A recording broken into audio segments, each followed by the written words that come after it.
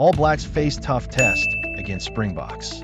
As the All Blacks gear up for their next clash, former player James Parsons has some strong thoughts on the challenge ahead. After South Africa's recent win over Australia, Parsons is wary of what the Springboks bring to the field. They turn the tables on the Wallabies with a 30-22 victory, despite being outplayed in some key stats. This should alarm us as passionate All Blacks fans, as the Springboks are proving they can win even when the odds are against them. Parsons highlighted that the Wallabies had opportunities but faltered, largely due to injuries that forced key players off the pitch. He expressed disappointment that Australia couldn't capitalize on their chances, which makes us wonder how the All Blacks will fare against a team that can absorb pressure and still come out on top. The All Blacks need to be vigilant and not let their guard down. Reflecting on the All Blacks' recent loss to Argentina, Parsons pointed to ill discipline as a major factor, with 3 players being shown yellow cards, including Will Jordan and Severis. It's clear that the team needs to tighten up. The discipline issues not only affected the game, but also set a challenging tone that the All Blacks must overcome. Parsons noted that had the All Blacks converted their kicks, they could still have emerged victorious despite the setbacks. It's a frustrating thought for us fans because we know they have the talent to win. The former hooker mentioned something crucial. The collision area is where the game is won or lost. The All Blacks have to dominate this area against South Africa, who have shown they can withstand pressure. Parsons suggests that the All Blacks' performance hinges on their ability to control these collisions on both attack and defense. We all know the All Blacks have the talent, but they need to execute better to avoid giving the Springboks any openings. Parsons remains optimistic that the All Blacks are on an upward trajectory, but we must all agree that the next game is critical. It will test their resolve and ability to adapt under pressure. He believes that if they can manage the collisions effectively, they stand a strong chance of winning. But fans, what do you think? Do you share Parsons' optimism? Comment Go All Blacks below, and let's get the discussion going. Where are you commenting from?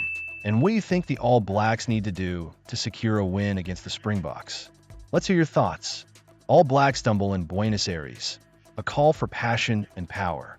The All Blacks faced a shocking defeat against Argentina in Buenos Aires, losing 29-23 in a match that has sent ripples through the rugby community back home in New Zealand. This loss marks a historic moment, as it is the first time Los Pumas have triumphed over the 3-time world champions on Argentine soil. The Rugby Championship has been turned upside down with this result, with all 4 teams now holding a victory after just 2 rounds of action.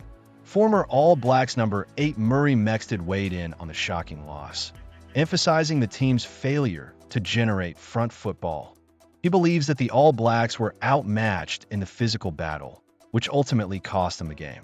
Mexted's insights are particularly valuable as he draws from his own experiences playing against Argentina back in the 1980s. He recalls the intense passion the Argentine crowd brings and how it can catch even the best teams off guard.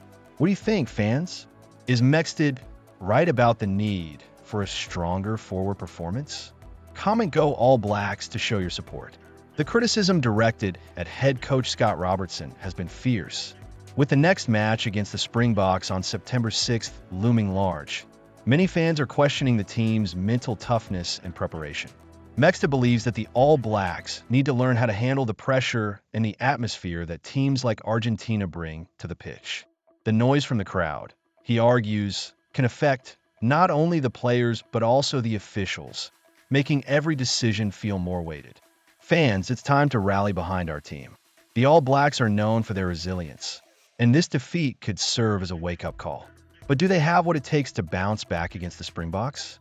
Will they rise to the occasion or fall prey to the same issues that plagued them in Buenos Aires? As passionate supporters, we want to hear from you. Where are you watching the next match from? And what do you think the All Blacks need to do to reclaim their dominance?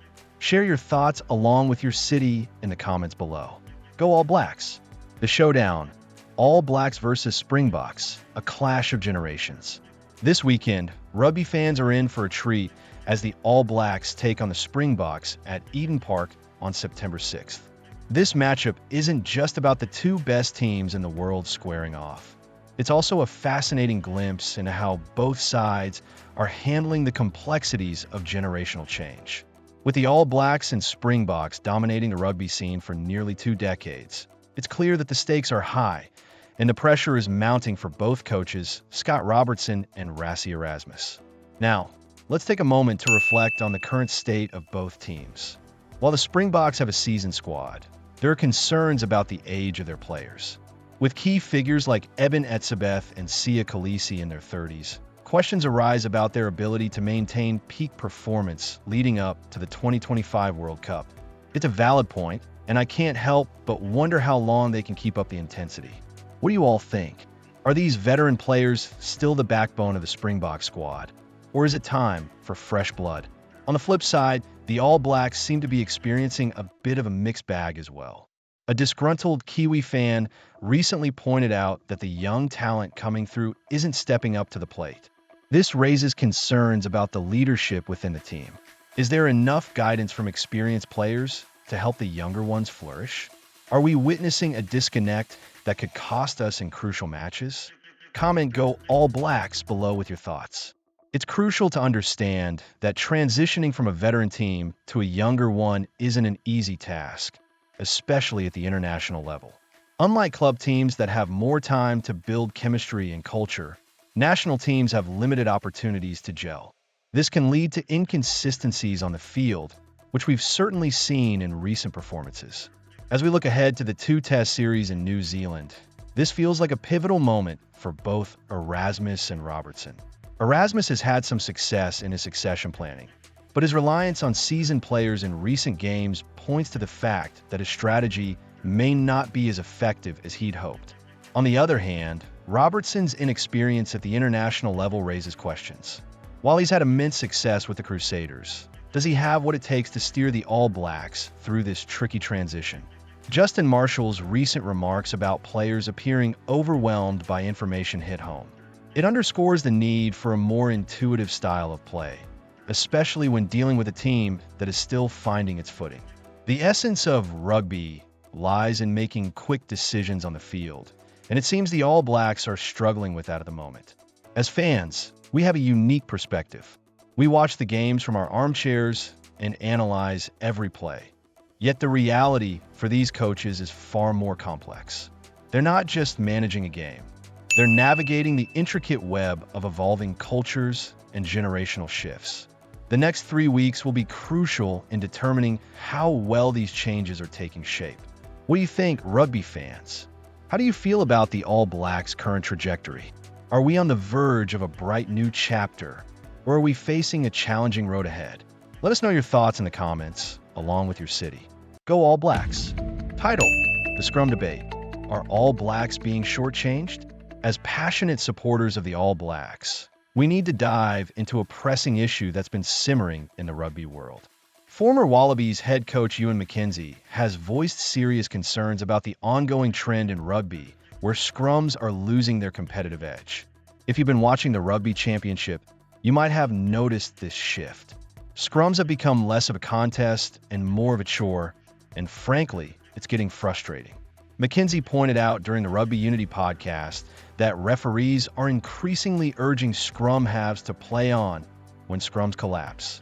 This has been particularly evident in the matches involving the Springboks and Wallabies, as well as the All Blacks and Los Pumas. In the first 2 weekends of the championship, there were only 6 penalties awarded at scrum time, with South Africa and New Zealand each claiming 3. Australia and Argentina, not a single one. This raises an important question for us as fans. Are the All Blacks being robbed of their scrum dominance? Comment Go All Blacks in the comments. The lack of reward for a dominant scrum is concerning. McKenzie illustrated a scenario where Argentina collapsed a scrum while being pushed back by the All Blacks. Instead of a penalty, the referee simply told everyone to play on. This is not just a minor oversight. It's a fundamental issue that undermines the physicality and strategy that makes rugby so exciting. If we start allowing scrums to collapse without consequence, we might as well consider swapping out experienced front rowers for back rowers. The essence of scrum play is at stake, and as All Blacks fans, we should be vocal about it. Eddie Jones, head coach of Japan, echoed these sentiments, suggesting that the trend of minimizing scrum resets is not just a fleeting issue, but a growing norm. He argued that it detracts from the unique aspects of rugby union and risks making the game less appealing. If we lose the contest in the scrum, what separates rugby from other sports? McKenzie went on to criticize the difference in refereeing between the Northern and Southern hemispheres. He noted that while Northern Hemisphere referees might be more inclined to reward a dominant scrum, Southern Hemisphere referees appear to be taking that contest away. This inconsistency could hurt teams like the All Blacks, who rely on their scrum prowess. There's a real danger here. If the trend continues, we could see a shift away from traditional rugby fundamentals. As fans, we need to ask ourselves, do we want a game that sacrifices the scrum in favor of quicker play? Or do we cherish the contest, the strategy, and the hard-fought battles that define our beloved sport? So what do you think? Are you on board with McKenzie and Jones? Or do you see the current trend as a necessary evolution in the game? Share your thoughts in the comments below, and don't forget to mention your city. Let's keep the conversation going about how we can preserve the integrity of the scrum and ensure that the All Blacks continue to thrive in the face of these challenges.